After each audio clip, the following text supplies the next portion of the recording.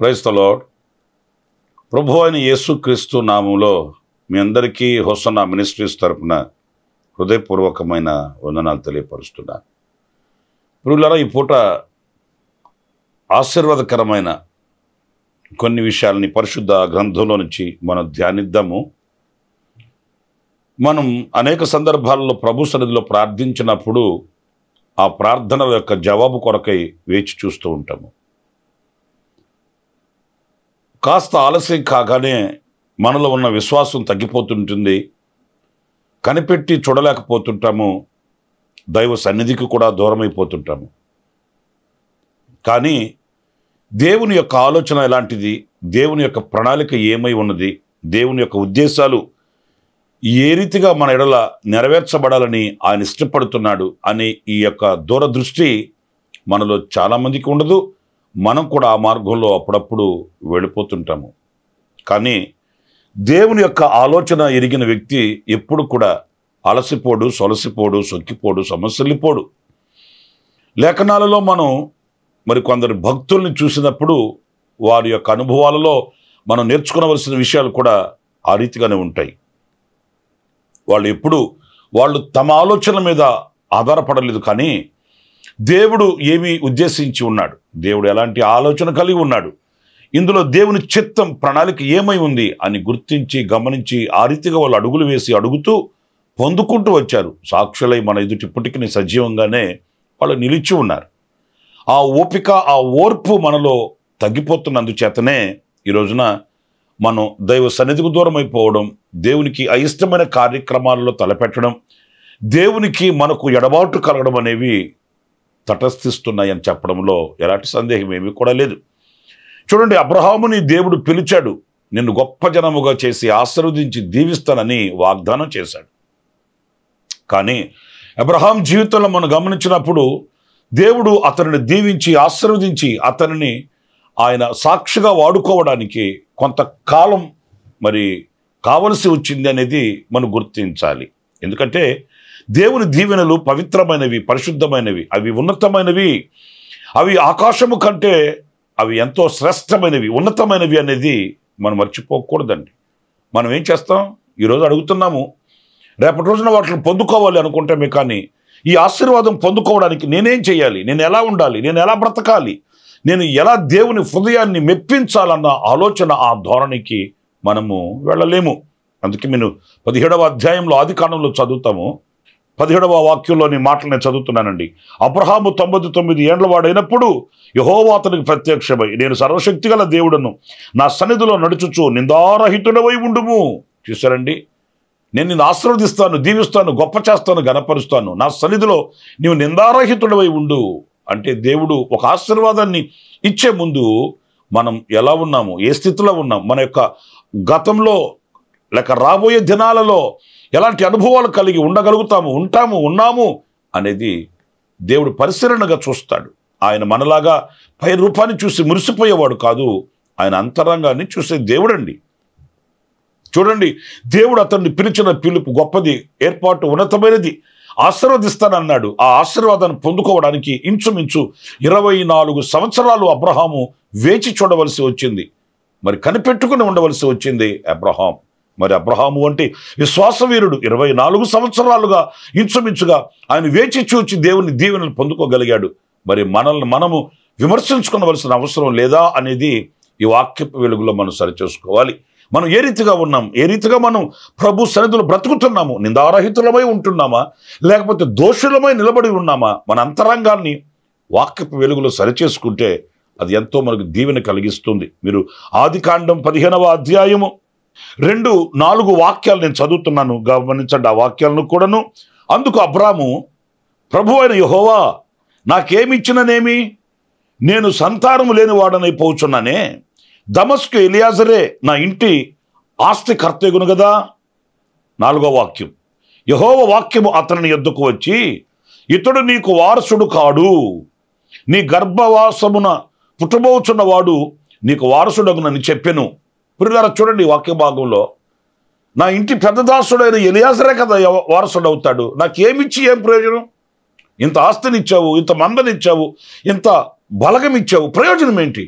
నాకు సంతానం లేకపోతే ఈ ఆస్తి అంతా ఎవరు తగ్గుతుంది? నా ప్రియ దేవుని బిడ్డలారా, అలాగే దేవుడు అతన్ని విడిచిపెట్టాడా అంటే కాదు. అతడు నిందారహితుడే బ్రతికాడు దేవుని ఎదుట, యథార్థమైనటువంటి బ్రతుకు బ్రతికాడు దేవుని కనుదృష్టి ఎదుట. అందుచేత దేవుడు ఆయన్ని ఆశీర్వదించాడు.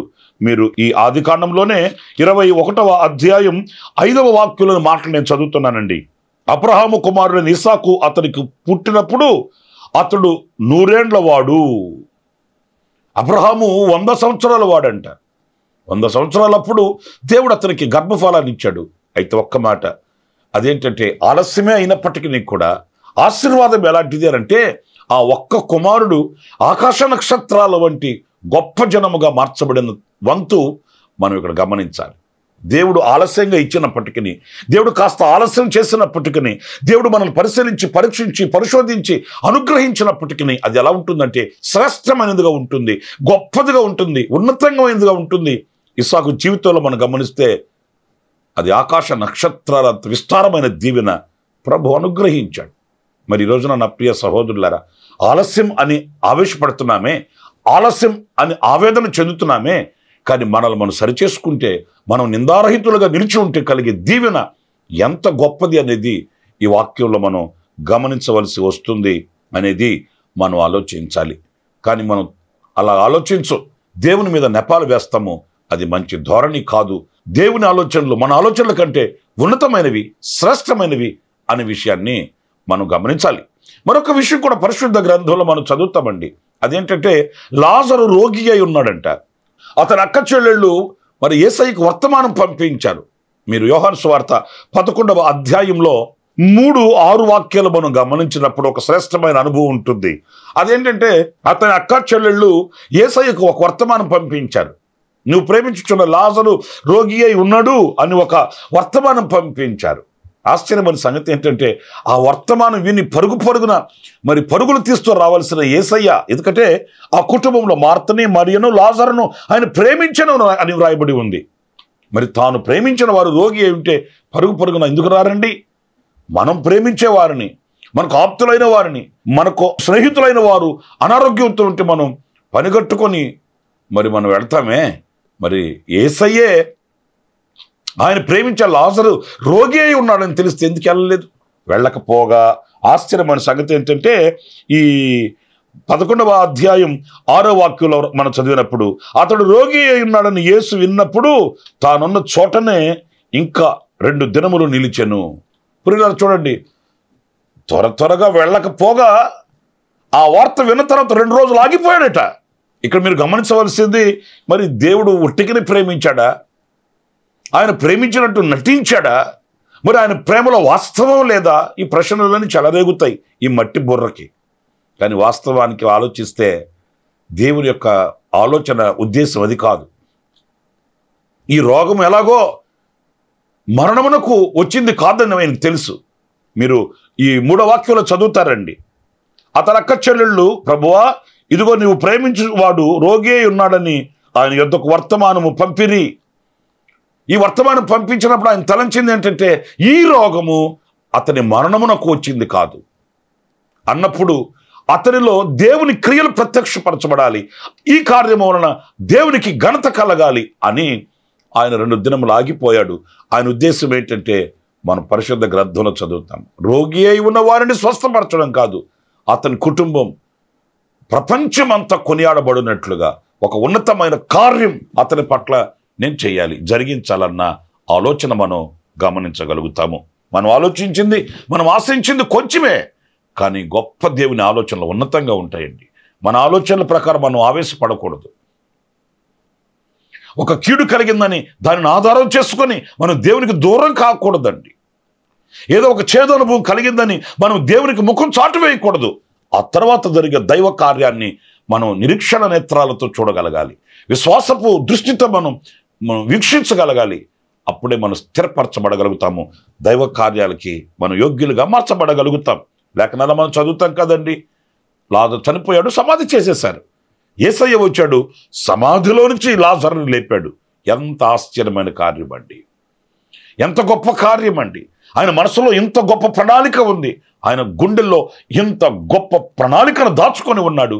కానీ ఆ చిన్న చేదైన అనుభవానికి మనం దూరం అయిపోతే ఎలాగా? లాజరును చూడడానికి అనేక మంది ఊరు నుంచి వస్తున్నారంట. యేసు మృతులలో నుండి లేపిన, సమాధిలో నుండి లేపిన లాజరుని కూడా చూడాలని జనం పరిగెత్తుకుని వస్తున్నారు.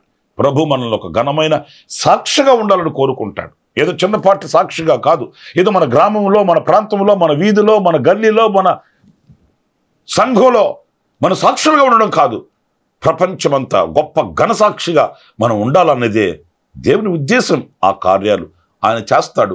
విసిగిపోకూడదు, వేసారిపోకూడదు, అలసిపోకూడదు, సొలసిపోకూడదు, సమస్యలిపోకూడదు. మన దైవ కార్యాలను కొనియాడాలి. ఆలస్యంలో ఉన్న ఆశీర్వాదాన్ని గుర్తించాలి.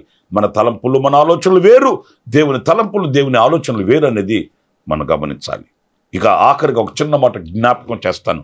ప్రకటన గ్రంథంలో మనం చాలాసార్లు చదువుతుంటాము, ఇదిగో నేను త్వరగా వచ్చుచున్నాను అనే మాట మనం గమనించినప్పుడు మరి ఈ ఆలస్యం అంతా దేని కొరకు అనే సందేహం మనకు కలుగుతుంది. మన పితరులు చెప్పారు, మన పెద్దవాళ్ళు చెప్పారు, ఇప్పుడు మనము కూడా అదే మాట చెబుతున్నాం. త్వరగా వచ్చుచున్నాడు, త్వరగా వచ్చుచున్నాడు, త్వరగా వచ్చుచున్నాడు అనే వాక్యాన్ని చదివినప్పుడు మనకు ఒక వింత ఆశ్చర్యం కలుగుతుంది. ఏంటిది, త్వరగా అన్నాడు, ఇంత త్వరగానా? మరి ఇంతకాలం 1000 సంవత్సరాలు 100 సంవత్సరాలు అయిపోతుంటే మరి త్వరగా అన్న మాటకు అర్థమేంటి అనేది మనకు తెలుసు. కానీ దేవుని ఆలోచన వేరు, దేవుని ఉద్దేశం వేరు. ఎవరు నశించిపోవుట ఆయనకి ఇష్టం లేదు, ఎవరో కాదు. ఇదిగో ఈ మాటలు వింటున్న నా ప్రియ సహోదరుడా, నీవు నశించిపోవడం ఆయనకి ఇష్టం లేదు. ఈ మాటలు వింటున్న నా సహోదరి, నీవు నశించిపోవడం ఆయనకి ఇష్టం లేదు. నీ కొరకే ఆలస్యం చేస్తున్నాడు, నీ కొరకే తడువు చేస్తున్నాడు, నీ కొరకే వేచి ఉన్నాడు, నీ కొరకే నిలిచి ఉన్నాడు. నీవు సిద్ధపడాలి, మనం సిద్ధపడాలి. ఏదో వస్తానన్నాడు, ఎందుకు ఆలస్యం చేస్తున్నాడు అని కాదు. ఈ ఆలస్యానికి నేనే కదా కారణం అనే ఆలోచన రావాలి. ఈ ఆలస్యానికి నేనే కదా కారణం అని నువ్వు తెలుసుకుంటే నువ్వు సిద్ధపడగలుగుతావు. ఆయన వస్తానన్నవాడు తప్పక వస్తాడు, మనం తీసుకుని వెళ్తాడు. ఆలస్యంగా కాదు, దేవుని ఆలోచన ఉంది అందులో. ఆలస్యం నిర్లక్ష్యం కాదు, దేవుని సంకల్పం ఉంది అందులో. ఆలస్యం చేదైన అనుభవం కాదు, అది తీపి జ్ఞాపకాలతో ముడిపడి ఉన్న అనుభవం అది. అందుచేత ఆలస్యంలో ఉన్న దీవెనను, ఆలస్యంలో ఉన్న దైవ ప్రణాళికను గుర్తిద్దాము. ఆ రీతిగా ప్రభువుని స్తుతిస్తూ ప్రభుకు కృతజ్ఞులమై మనం బ్రతుకుతాం. అందరూ అలాగే తలలు వంచి కళ్ళు మూయండి. చిన్న ప్రార్థన. జీవాధిపతి అయిన ప్రభువా, మీకు వందనాలు. నాయన, మీ ఆలోచనలు గొప్పవి, ఉన్నతమైనవి, శ్రేష్టమైనవి. ఆ ఆలోచనలు మేము గుర్తించలేక మేము వైదొలిగిపోతుంటే దయతో క్షమించండి, చేపట్టి సరిచేయండి. మమ్మల్ని గద్దించి మీరు మమ్మల్ని సరిచేయండి. అయినా మీరు ఎప్పుడు కూడా ఆలస్యం చేసే దేవుడు కాదు. ఆలస్యంలో దివ్యమైన నీ ప్రణాళిక దాగి ఉంది అని మేము తెలుసుకోగలిగాము.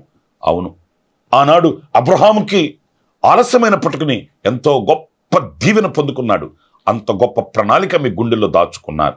అయినా లాజరు చనిపోయినప్పుడు మీరు ఆలస్యం చేశారు, కానీ ఆ ఆలస్యంలో ఎంతో ఆశీర్వాదం, ఎంతో గొప్ప కార్యాలు నిర్దేశించి ఉన్నారు. ఆ రీతిగానే మీరు త్వరగా వస్తానన్నారు. మీరు వచ్చేంతవరకు మేము ఆయన ఓపికతో, ఓర్పుతో, నేర్పుతో, సహనంతో, సంతోషంతో వేచి ఉండడానికి సహాయం చేయండి. ఒక సిద్ధపాటుని మేము కలిగి ఉండడానికి కృప చూపించమని మమ్మల్ని మీకు అప్పగించుకుంటూ ఈ మాటలు వింటున్న ఒక్కొక్కరిని కూడా మీ మహిమ కలిగిన రాకడకు సిద్ధపరచమని మహిమ, ఘనత, ప్రభావమును మీకు ఆరోపిస్తూ యేసు నామములో ప్రార్థించి వేడుకొనుచున్నాను తండ్రి. ఆమేన్, ఆమేన్. ప్రభు మిమ్మల్ని ఆశీర్వదించి దీవించునుగాక. విశేషమైన కృప నా దేవుడు సమృద్ధిగా మీకు అనుగ్రహించునుగాక. ఆమేన్. ప్రతి దినము ఈ అనుదిన కృపాను సందేశాల కొరకు, ఇంకా మరిన్ని ఆత్మ సంబంధమైన సందేశాల కొరకు ఈ మా యూట్యూబ్ ఛానల్ ని సబ్స్క్రైబ్ చేసుకోండి. Pastor Ramesh, hosanna ministries.